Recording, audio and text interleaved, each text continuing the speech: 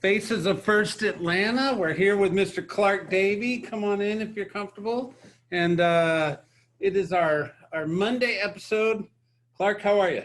I'm doing well. Good. Thank you very much, Brett. So the routine. We just want to get to know you. We want to understand your journey, how you got to where you are, real estate, all the nuggets we can glean from Clarke. So Clarke's got an interesting perspective here at First Atlanta, because not only is he in the leadership position today, but he was also an agent for a number of years and been here for a long time. And I don't want to tell the story. I've maybe just dropped that as a carrot. So yeah. Tell me who's Clarke? Kind of take me back to early childhood and all that. So Clarke is an Atlanta native. Okay. I was born at Piedmont Hospital once upon a time. Okay. And my father was a builder, and my great aunt on my mom's side of our family was one of the first female real estate agents in the state of Georgia. So your aunt? My great aunt, yeah. Okay, so great, okay. Corinne Reynolds was her name. I gotcha, okay. Yeah, my mom was an only child, so those were the only aunts and uncles were on her side were her aunts and uncles. Gotcha. Yeah. Okay. Yeah. So you're born in Piedmont Hospital. You have a little nugget of a real estate background in the family tree, right? Yeah. And you graduated high school here? So I went to Lovett, ended up graduating from the University of Georgia with a liberal arts degree. So you're a bulldog, and it's the mask you always wear. Yeah. So what did you want to be when you grew up? What was kind of the plan coming out of high school? So I don't know that I had a plan coming out of high school, but when I came out of college, I actually wanted to teach. You wanted to be a teacher? I did want to teach. And I actually taught English as a second language in Costa Rica for a while, right after college, and also in southern Spain. And that's really where I learned Spanish, and I'm fluent in Spanish. Okay, so Marbella area? Not Marbella. I mean, I did go to Marbella. It was in Andalusia. Just make me jealous. Seville. All right, Seville. Fair enough. So I didn't really have a dream, as most high schoolers don't, right? You just went to college. What'd you go to college for? Because that's what you do, right? Yeah. Well, no, but what did you say you were going after study-wise? So, So I was going to be an international studies major. When I transferred to the University of Georgia, that had to become political science. So I went to, my father had given me an opportunity to spend a semester abroad. And when I went abroad and started really learning Spanish as a foreign language, I came back to the University of Georgia, and I was in all these upper level political poli-sci classes that I had absolutely zero interest in. So I changed my major to Spanish, and I've pretty much kept using it through adulthood. Yeah. So it basically, you graduated with a major in Spanish. BA, yeah. Wow, very cool. So we shouldn't ask you about the election. That's not your forte right now, right? The election. I'm kidding. No, definitely not. All right, so you graduated from the University of Georgia in Athens with a BA in Spanish, and then you go into the teaching world. Is that what I'm hearing? Or? So I taught, I graduated, and then I went and I taught in Spain. I taught English to executives at a beer factory in Seville. You know, life could be a lot worse for a 23-year-old. For sure. Yeah. And so when I got back to the States, after I had gone through most of my money, I think, I decided I needed to come back and get a real job in the States. And so teaching Spanish to executives at a beer factory is not a real job? Yeah, well, it was, but I don't know. It was, I had other ambitions, I guess. I gotcha. Okay. So when I came back to the States, I actually looked into pursuing a master's and a PhD, because I felt like that was what I needed in order to teach at the level that I wanted to teach at. And it was after looking into that, I realized that I really wanted to make more income. So I spent about 10 years in technology sales, and mostly for the same company, but I bounced around a little bit towards the end. I spent about probably 2 or 3 years too long in that field. Okay. And then one day, Is this door-to-door sales? no, Is it's this over the phone inside for the most sales? part. Yeah. Okay. And then one day, a buddy of mine came to where we worked, and he said, "Hey, I got my real estate license. You ought to get your real estate license." And so a light bulb just kind of went off over my head. And I quite honestly, Brett, felt like I had real estate in my blood, so to speak, because my father had been a builder, and my great aunt, even though she was a great aunt, she was really the closest in terms of not an immediate family member. She was super close to my family. Yeah. And so she had always made a positive, strong Planted impression. the seed. She planted the seed. Sure. Yeah. So what was, I'm digressing for a minute. So you had this vision of being a teacher, right? And what was behind that vision? Why was that an important thing for you? So when I think when I am giving value to somebody, and then I don't like the word instructing, when I'm learning and I'm teaching, I'm generally having fun. And I think whatever you do, it's important that you have fun while you're doing it. And I just feel like God gifted me in that area of sharing through experiences, sharing through learned knowledge, and teaching folks how to apply that as we kind of learn together has been, that has not changed. Okay. So it kind of warms your heart, fills you up when you're pouring into other people, and creating that shared experience between the two of you. It does. Okay. Perfect. So you end up in technology sales. I'm guessing that didn't really fill the same void. It didn't. It was, my brothers had both pursued that field. And so I kind of followed that herd of two into that field, and was able to, I had performed a couple of those 10 years. I was one of the top performers, and right. Had had quite a bit of success with that. And so the money part of that, I let justify the fact that I had really reached a learning and a ceiling of sorts, not a financial ceiling per se, but like and maybe I had reached a financial ceiling of sorts, but it was more of a career ceiling. Yeah. So we hear in life, they say, if you enjoy what you do, you'll never work another day in your life, right? Well, obviously, what I'm hearing you say is you went there for the path to money, right? And you found your money in that path, right? Mm-hmm. And you were succeeding over those 10 years, and you were creating some income that you were pretty proud of. Yep. But it wasn't necessarily in alignment with your passions. Is that what I'm hearing? I don't want to put words in your mouth.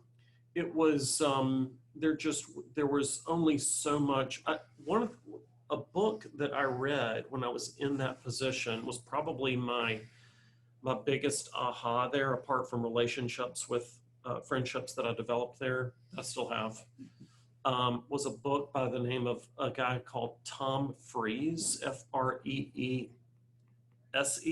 okay, called Question-Based Selling. Yeah. And that was when it dawned on me that for the first time, not that it all just magically clicked, but which I now help and share with other real estate agents and people who are building their business and getting more, increasing their productivity level, that it's not about telling and selling, it's about asking questions and uncovering motivation.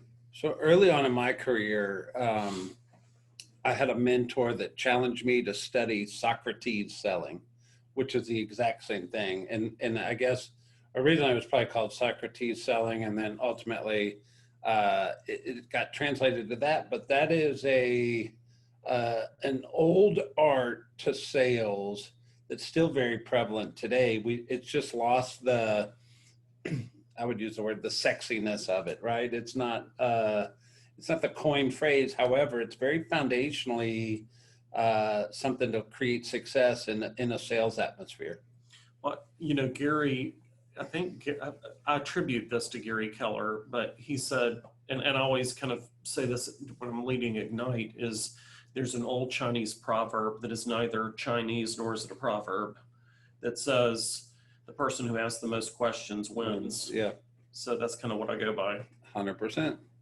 All right. So a colleague gets their real estate license, says, hey, I got my real estate license. Your word was the bell went off. Mm-hmm. Tell me about that. So, I mean, it was like when he's a good close friend. And so I value his direction. We share a lot of common core values. And when he brought that up to me, I sort of sensed that that it was just like it all of a sudden came together that was what I was supposed to be pursuing. Mm-hmm. Not that anybody ever specifically said early in life, hey, Clarke, you ought to go into real estate. It was just like it just clicked. Yeah. Yeah. So you go get your real estate license. So yeah, I got that. I think I passed with like 1 or 2 points. I think they actually gave you your scores back then. So that was back in 2004. So got my license in 2004, passed the test, and went straight to Keller Williams, a different market center here. Okay. That was going to become a part of the Rawls Group. Okay. So in the Buckhead Market Center. Sure. So you started in Buckhead. Yeah. And you kind of grew up in the Buckhead area, Yes. right? So, so you go to the Buckhead office. It was going to become part of the Rawls Group. You start your career there, right? I did. And how long ago was that? So that was 2004 through 2009. So you got your license in 2004. Yep. Okay. In 2004, the predecessor to Ignite was Camp 443. Yeah. So I'm guessing you took that. So so here's the cautionary tale.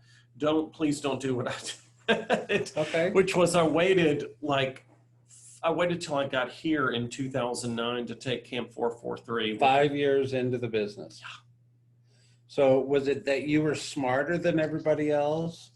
You didn't need the training because you came from a sales career? I guess I thought I was smarter than everybody else. Better looking than everybody else? Which would make me dumber than everybody else. All right. So you actually started your real estate career not being learning-based.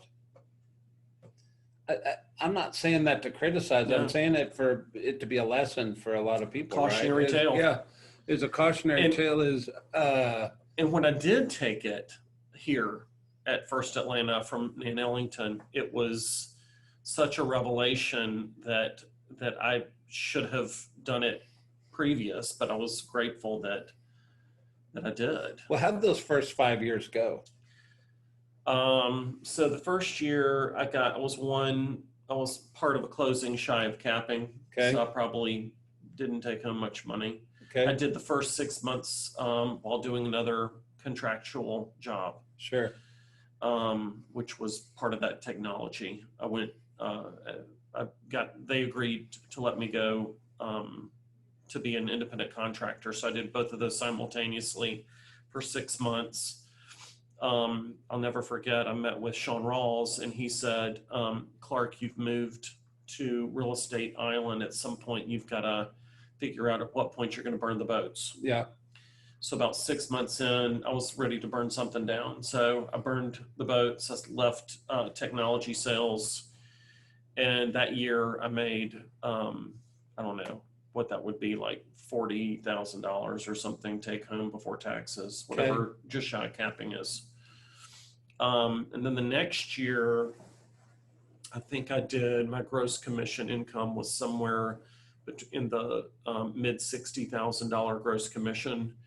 And then and then in 2006, it was started in the 6 digits. Okay. Yeah. So it took you 3 years to get to 6 digits, doing it your way, right?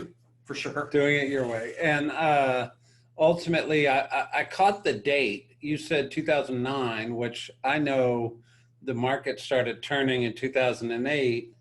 And sometimes it takes a sucker punch or a gut punch or a pandemic or an economic slowdown to just kind of knock us off our horse and say, hey, you're not the smartest guy in the room, or maybe you didn't know everything.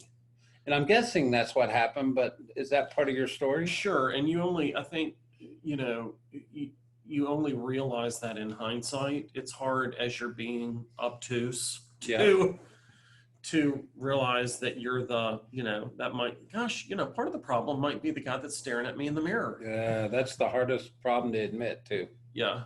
But it was, Camp 443 was definitely foundational, even though I didn't lay it at the very beginning. Which is the predecessor to Ignite. It's called Ignite. Correct. Yeah.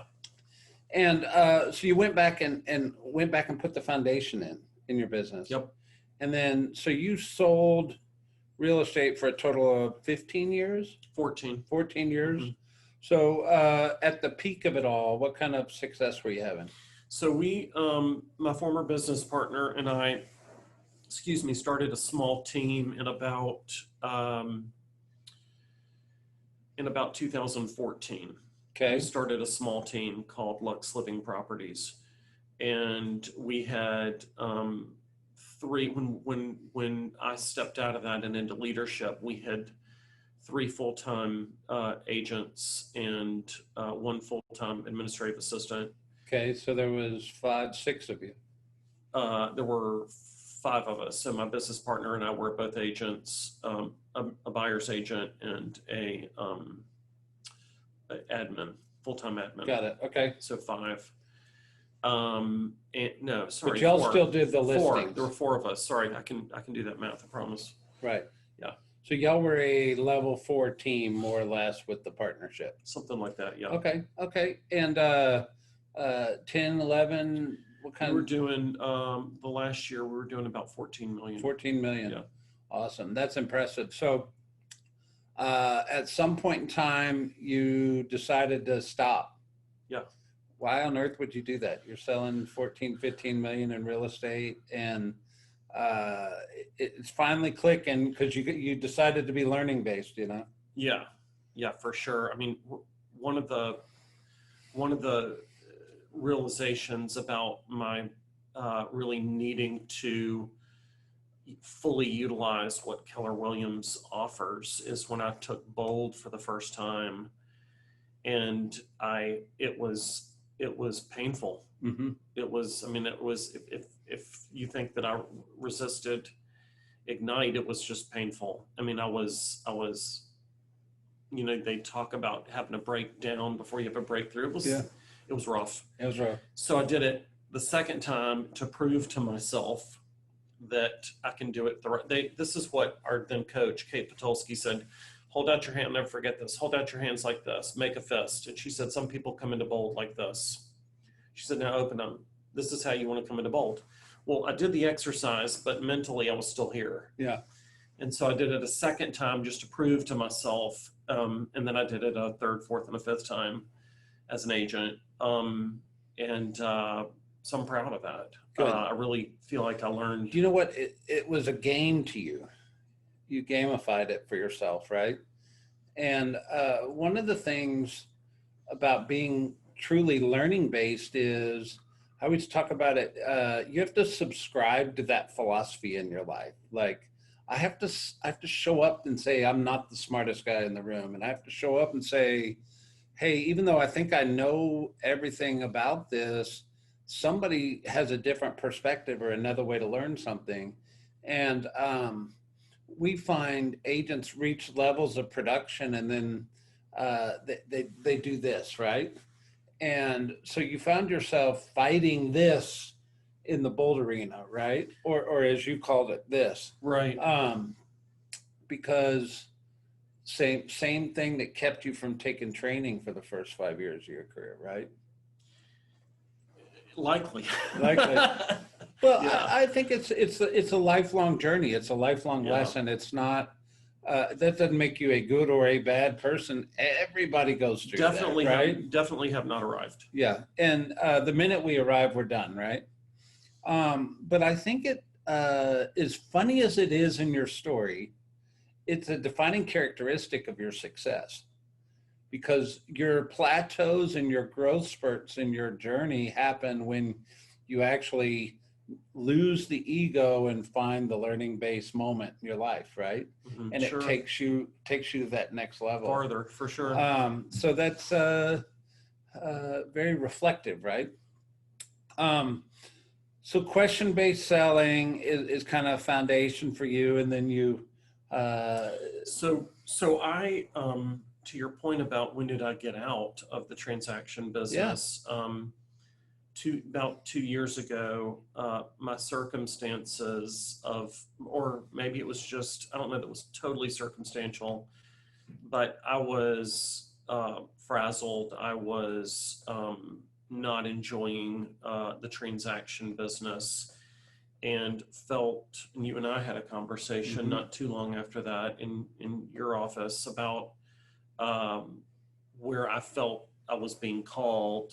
And then I had, just so happened, Mike Ray had the opportunity when he was sitting in this office that you and I are sitting in to need an assistant team leader. And that's when I felt like the handwriting was on the walls, so to speak, that I personally believe that God allows our circumstances to get, it's like the mother eagle that like removes all the cotton and the soft stuff out of the nest so that it's like rough and thorny so that her baby eaglets will get out of the nest.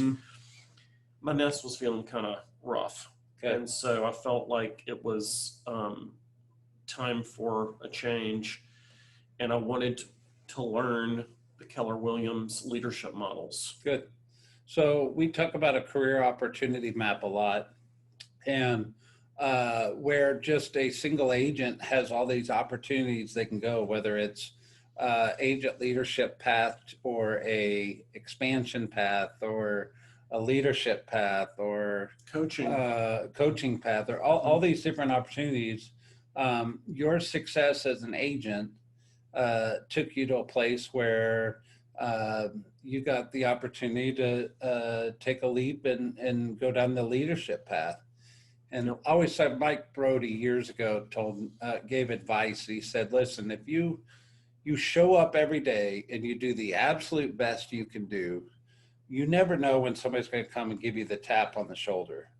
And Mike Ray gave you that tap on the shoulder and said, come on, Clarke, let's do this. Yeah. And that's a really powerful visual for that.